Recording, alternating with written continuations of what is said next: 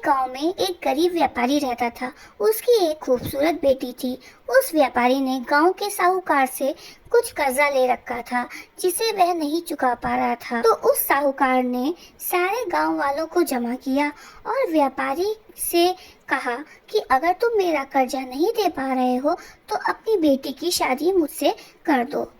बूढ़े साहूकार से बेटी की शादी सुनकर वह व्यक्ति बहुत ही दुखी हुआ, लेकिन चुप रहा क्योंकि वह मजबूर था। व्यापारी को चुप देख साहूकार लड़की से शादी के लालच में एक योजना बना के बोला कि ठीक है, मैं एक थैली में एक काला और एक सफेद पत्थर डाल रहा हूँ। अपनी बेटी से कहो कि वह एक पत्थर चुन ले। यदि सफेद पत्थर आता है तो उसे मुझसे शादी करनी होगी और अगर काला पत्थर निकला तो मैं तुम्हारा सारा कर्जा माफ कर दूंगा।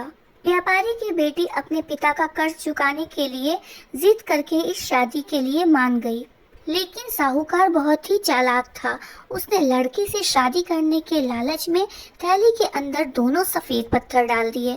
लड़की ने चुपके से यह करते हुए साहूकार को देख लिया। लड़की होशियार थी, उसने अपना दिमाग लगाया। अब उसने थैली में से एक पत्थर निकालते हुए चुपके से एक पत्थर नीचे गिरा दिया। नीचे ही गिरते ही वह पत्थर जमीन पर पड़े और पत्थरों के साथ मिल गया, जिसके कारण उसे पहचान पाना मुश्किल हो गया।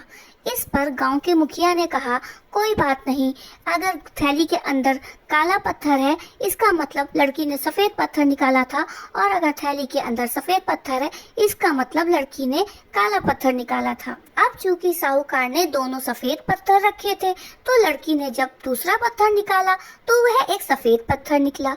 इससे मुखिया ने कहा कि लड़की ने जो पहला पत्थर निकाला था वह काला रहा होगा, इसलिए शर्त के मुताबिक काला पत्थर निकलने पर तुम्हें व्यापारी का सारा कर्जा माफ करना होगा।